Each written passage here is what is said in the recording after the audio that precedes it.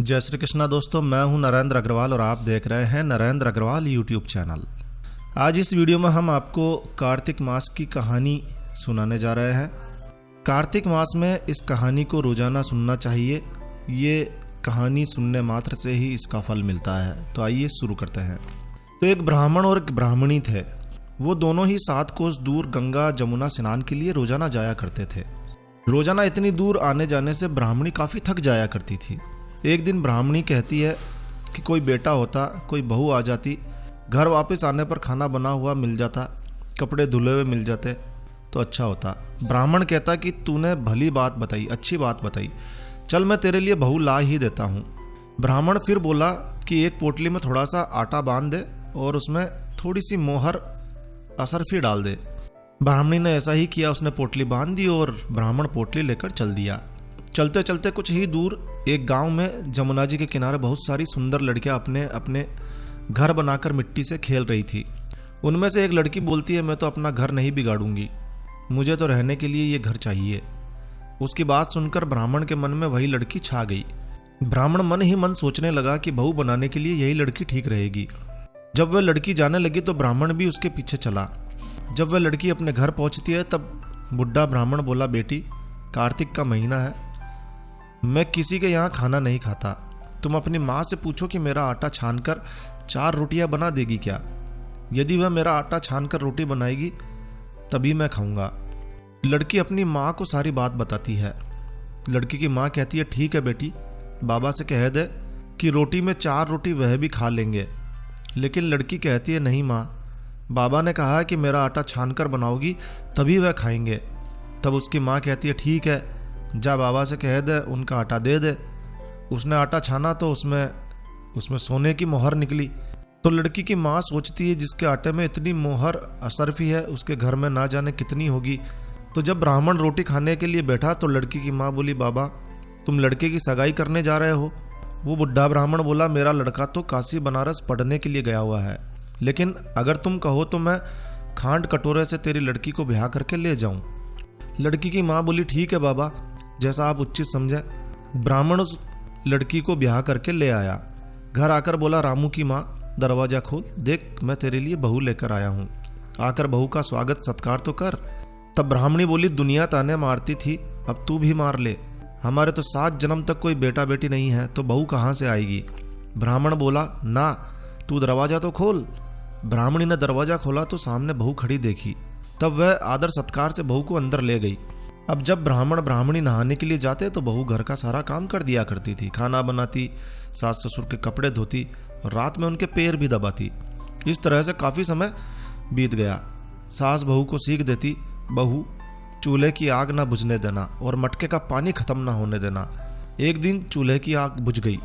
बहू भागी भागी पड़ोसन के घर गई और बोली, मुझे थोड़ी सी आग दे दो, मेरे चूल्हे की आग बुझ गई है। मेरे सास ससुर सुबह 4 बजे से बाहर गए हुए हैं और वे थक हार कर वापस आएंगे, मुझे उनके लिए खाना बनाना है। तब पड़ोसन कहती है, अरे तू बावली है, बावली, तुझे ये दोनों मिलकर पागल बना रहे हैं। इनका ना तो कोई बेटा है और ना ही कोई बेटी है। बहू बोली, ना ना आप ऐसे मत बोलिए, क्योंकि इनका बेटा काशी बनारस पढ़ने के लिए गया हुआ है। पड़ोसन फिर बोली, अरे तुझे ये झूठ बोलकर लाए हैं, इनका कोई बेटा नहीं है। अब बहू पड़ोसन की बातों में आ गई और कहने लगी, अब आप ही बताओ मैं क्या करूं।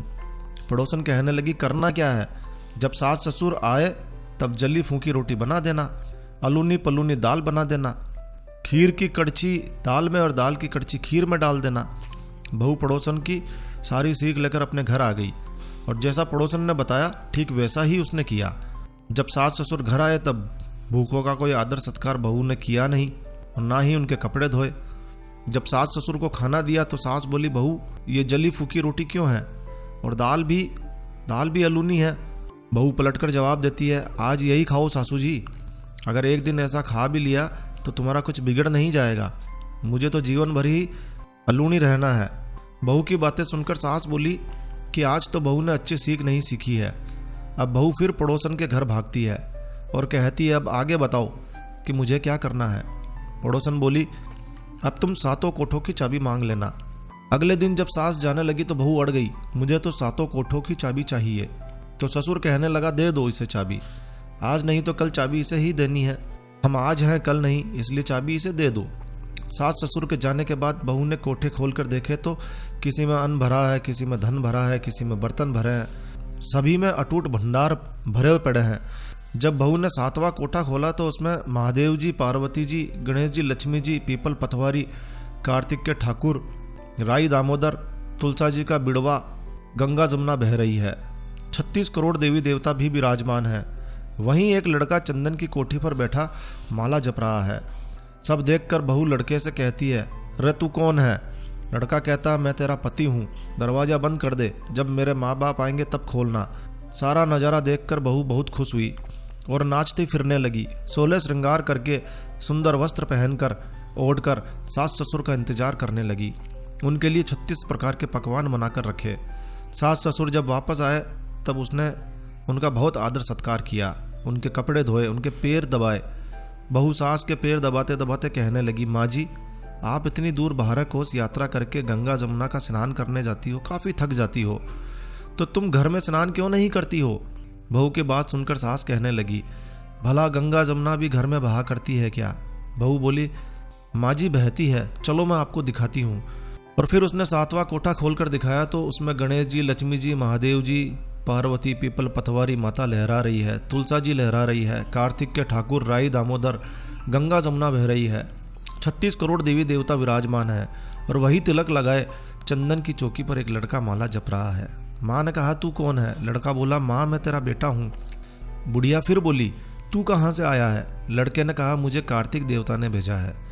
बुढ़िया कहती है, बेटा ये दुनिया कैसे जानेगी और कैसे जानेगा मेरा घर का धनी? क्या जानेगी देवरानी जेठानी, क्या जानेगा मेरा अगड़ बगड़ पड़ोस कि तू मेरा ही बेटा है।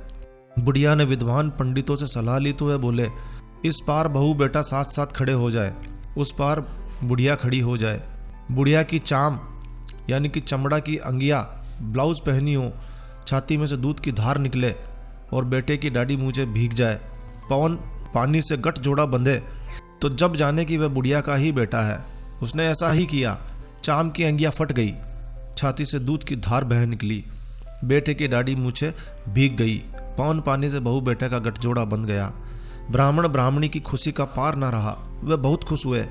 हे कार्तिक के ठाकुर, राई दामोदर, भगवान ने जैसे बहू बेटा उसको दिया वैसे ही सभी को देना। तो दोस्तों ये थी कार्तिक मास की पौराणिक प्राचीन कहानी। कहते हैं इस कहानी को सुनने मात्र से ही सारे मनोरथ पूर्ण होते हैं। तो बस इस वीडियो को यहीं विराम देते हैं। आशा है ये जानकारी, ये कहानी आपको अच्छी लगी होगी। तो दोस्तों यह वीडियो, ये जानकारी आपको अच्छी लगी हो, यूज़फुल लगी हो तो कृपया लाइक के बटन पर जरूर क्लिक कीजिए। और यदि आपने हमारा ये चैनल सब्सक्राइब नहीं किया हुआ है तो कृपया चैनल सब्सक्राइब कर लीजिए, क्योंकि इस चैनल पर हम लेकर आते हैं आपके लिए तरह तरह की धार्मिक जानकारियाँ, होम रेमेडीज, होम टिप्स और टेक्निकल नॉलेज। तो सब्सक्राइब करने पर आपको हमारे नए वीडियोस की अपलोड्स लगातार निरंतर मिलती रहेगी। तो अभी सब्सक्राइब के लाल बटन पर क्लिक करके चैनल सब्सक्राइब कर लीजिए। तो एक नया वीडियो, एक नई जानकारी लेकर मैं आपका दोस्त नरेंद्र अग्रवाल फिर मिलूंगा। तब तक के लिए stay healthy, stay happy. Thank you for watching my video. Thanks. जय श्री राम, जय हनुमान।